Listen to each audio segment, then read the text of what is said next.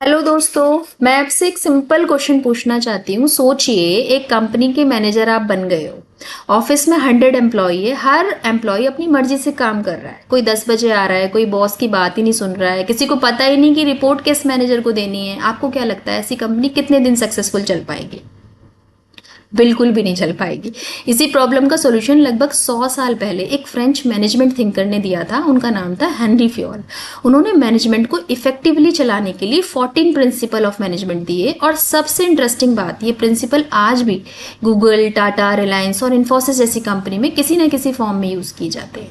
आज हम इनमें से पहले 7 प्रिंसिपल को एग्जाम्पल के साथ समझेंगे, बहुत ही ईजी लैंग्वेज में। ओके, तो welcome back to management with Upasana. अब तक हमने मैनेजमेंट के बेसिक कंसेप्ट कंप्लीट किए हैं। आज हम एक ऐसे चैप्टर की शुरुआत कर रहे हैं जो यूजीसी नेट, बीबीए, एमबीए और यूनिवर्सिटी एग्जाम में बार बार पूछा जाता है। ये चैप्टर सिर्फ एग्जाम के लिए इंपॉर्टेंट नहीं है, बल्कि प्रैक्टिकल लाइफ और बिजनेस मैनेजमेंट के लिए भी इक्वली यूजफुल है। Who was Henry Fayol? शुरू करते हैं। हेनरी फ्योल कौन थे? हेनरी फ्योल एक फ्रेंच माइनिंग इंजीनियर और मैनेजमेंट थिंकर थे। इन्होंने ऑब्जर्व किया कि हर सक्सेसफुल ऑर्गेनाइजेशन कुछ कॉमन मैनेजमेंट रूल फॉलो करती है। इसी ऑब्जर्वेशन के बेसिस पे उन्होंने 14 प्रिंसिपल ऑफ मैनेजमेंट दिए। ये प्रिंसिपल मैनेजर को बेटर डिसीजन लेने और ऑर्गेनाइजेशन को इफेक्टिवली चलाने के लिए हेल्प करते हैं। तो what are principle of management?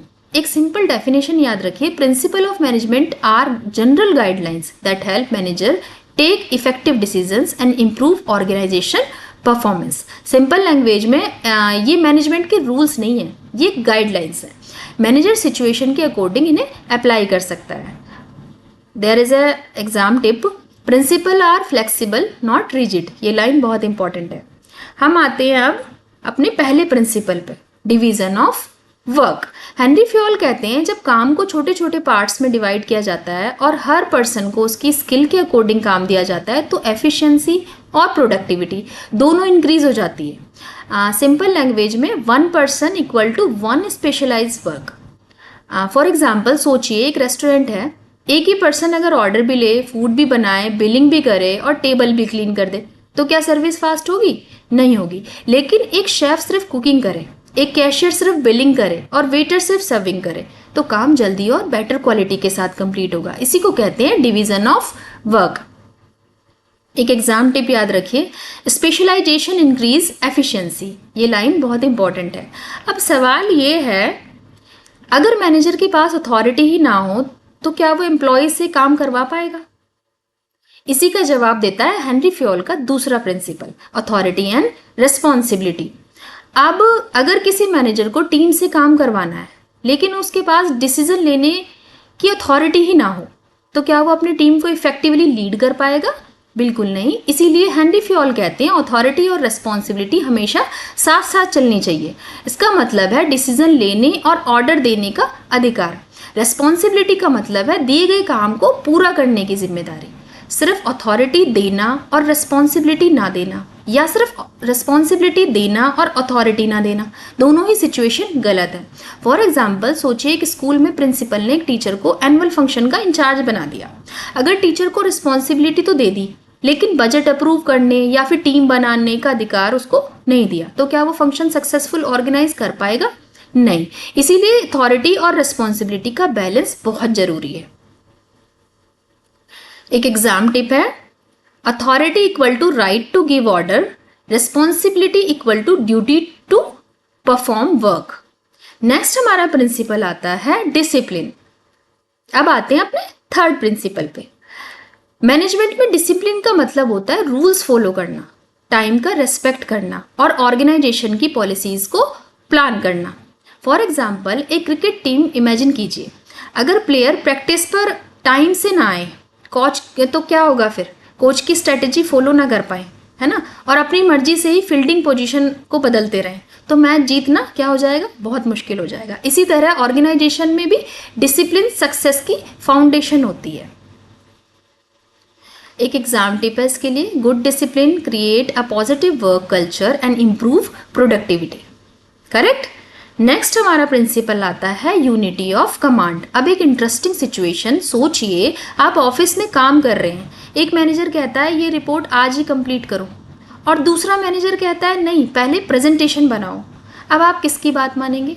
आप कंफ्यूज हो जाएंगे। करेक्ट। इसी प्रॉब्लम को सॉल्व करने के लिए बना है unity of command. Henri Fayol कहते हैं one employee should receive order from only one superior, यानी एक एम्प्लॉय का सिर्फ एक बॉस होना चाहिए, इससे कंफ्यूजन नहीं होता है, रिस्पॉन्सिबिलिटी भी क्लियर रहती है और काम ना स्मूथली कंप्लीट होता रहता है। करेक्ट। फॉर एग्जाम्पल एक कस्टमर केयर एग्जीक्यूटिव को सिर्फ टीम लीडर से इंस्ट्रक्शन मिलते हैं। अगर एक साथ एचआर मैनेजर, सेल्स मैनेजर और टीम लीडर 3 अलग अलग इंस्ट्रक्शन देने लगे तो एम्प्लॉय क्या होगा? कंफ्यूज हो जाएगा। इसीलिए one employee equal to one boss, और यही इसकी मेमोरी ट्रिक है, one employee equal to one boss. बस यही लाइन आप याद रखिए, आप यूनिटी ऑफ कमांड कभी नहीं भूलेंगे। नेक्स्ट हमारा प्रिंसिपल आता है प्रिंसिपल 5, यूनिटी ऑफ डायरेक्शन। अब यूनिटी ऑफ कमांड और यूनिटी ऑफ डायरेक्शन में डिफरेंस है। क्या डिफरेंस है? बहुत स्टूडेंट यहाँ ना कंफ्यूज हो जाते हैं। सबसे पहले समझिए, यूनिटी ऑफ डायरेक्शन का मतलब है one head and one plan for a group of activity having the same objective, यानी जिन एक्टिविटी का गोल सेम है उन सबको एक ही प्लान और एक ही मैनेजर के अंडर चलना चाहिए। फॉर एग्जाम्पल सोचिए एक कंपनी एक नया स्मार्टफोन लॉन्च कर रही है, मार्केटिंग टीम एडवर्टीजमेंट बना रही है, सेल्स टीम डीलर्स से बात कर रही है, प्रोडक्शन टीम फोन्स मैन्युफैक्चर कर रही है। अब ये सब डिपार्टमेंट क्या है? अलग अलग है, लेकिन इनका गोल सिर्फ एक है, स्मार्टफोन को सक्सेसफुली लॉन्च करना। इसीलिए सब एक ही डायरेक्शन में काम कर रहे हैं। यही है यूनिटी ऑफ डायरेक्शन। इसकी मेमोरी ट्रिक है one plan one goal. Correct. Next हमारा प्रिंसिपल आता है subordination of individual interest to general interest. अब आते हैं इंपॉर्टेंट प्रिंसिपल पे। नाम थोड़ा लंबा है लेकिन कंसेप्ट ना बहुत इजी है। इसका मतलब है ऑर्गेनाइजेशन का इंटरेस्ट हमेशा इंडिविजुअल इंटरेस्ट से बड़ा होना चाहिए, यानी कभी भी किसी एम्प्लॉय का पर्सनल बेनिफिट ऑर्गेनाइजेशन के बेनिफिट से ऊपर नहीं होना चाहिए। फॉर एग्जाम्पल एक एम्प्लॉय चाहता है कि उसका दोस्त भी कंपनी में जॉब पा जाए, लेकिन उस दोस्त के पास ना रिक्वायर्ड स्किल्स नहीं है। अगर मैनेजर सिर्फ पर्सनल रिलेशन देख के जॉब दे दे तो ऑर्गेनाइजेशन का क्या होगा? उसको लॉस हो जाएगा, नुकसान हो जाएगा। इसीलिए मैनेजर को ऑर्गेनाइजेशन के इंटरेस्ट को हमेशा प्रायोरिटी देनी चाहिए, पर्सनल इंटरेस्ट को नहीं। इसकी एक एग्जाम टिप है organisation first, personal interest later. ये लाइन इंपॉर्टेंट है, याद रखिए। नेक्स्ट हमारा प्रिंसिपल आता है रिम्यूनरेशन। अब बात करते हैं 7th प्रिंसिपल की, रिम्यूनरेशन। रिम्यूनरेशन का मतलब है एम्प्लॉय को उनके काम के बदले ना फेयर सैलरी देना, फेयर वेजेस देना, इंसेंटिव देना। हेनरी फ्योल कहते हैं अगर एम्प्लॉय को उनकी मेहनत के हिसाब से फेयर रिवॉर्ड मिलेगा तो उनका मोटिवेशन और प्रोडक्टिविटी दोनों ही बढ़ेंगे। फॉर एग्जाम्पल 2 कंपनी है, एक कंपनी एम्प्लॉय को फेयर सैलरी और प्रमोशन और परफॉर्मेंस बोनस ये सब दे रही है, दूसरी कंपनी सेम काम के लिए बहुत ही कम सैलरी दे रही है और कोई एक्स्ट्रा इंसेंटिव नहीं दे रही। अब आप किस कंपनी में काम करना पसंद करेंगे? जाहिर सी बात है पहली कंपनी में। इसीलिए fair remuneration equal to happy employees equal to better performance. Correct. Now अब हम इनका रिवीजन कर लेते हैं जो हमने 7 प्रिंसिपल पढ़े हैं। Division of work, authority and responsibility, discipline, unity of command, unity of direction, subordinate of individual interest to general interest, remuneration. Correct. Next हम आते हैं अपने क्वेश्चंस पे जो कि इंपॉर्टेंट क्वेश्चन है। तो according to Henry Fayol specialisation increases confusion, efficiency, conflict या फिर cost. Correct answer is B, efficiency. Next is one employee should receive order from only one superior, refer to unity of direction, discipline, unity of command या equity. The correct answer is C, unity of command, जैसे कि हमने पढ़ाया अभी। Next question is which principle says organisational interest is more important than individual interest?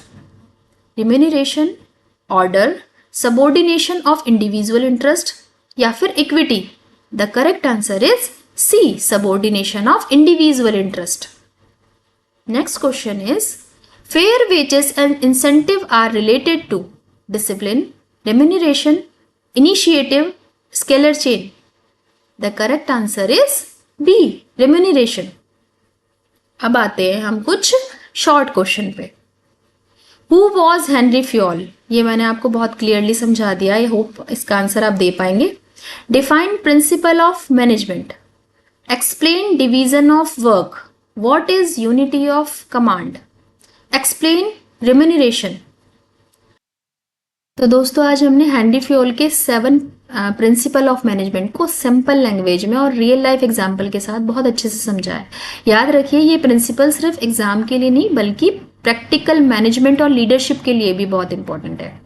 तो एक question है, अगर आप एक मैनेजर होते तो इन 7 प्रिंसिपल में सबसे इंपॉर्टेंट प्रिंसिपल आप किसे मानते और क्यों? अपना आंसर कमेंट में लिखिए, बताइए। अगर लेक्चर हेल्पफुल लगा हो तो लाइक कीजिए, शेयर कीजिए और मैनेजमेंट विद उपासना को सब्सक्राइब करना मत भूलिए। तो नेक्स्ट लेक्चर में हम पढ़ेंगे नेक्स्ट 14 प्रिंसिपल फेल्स के पार्ट 2, ठीक है।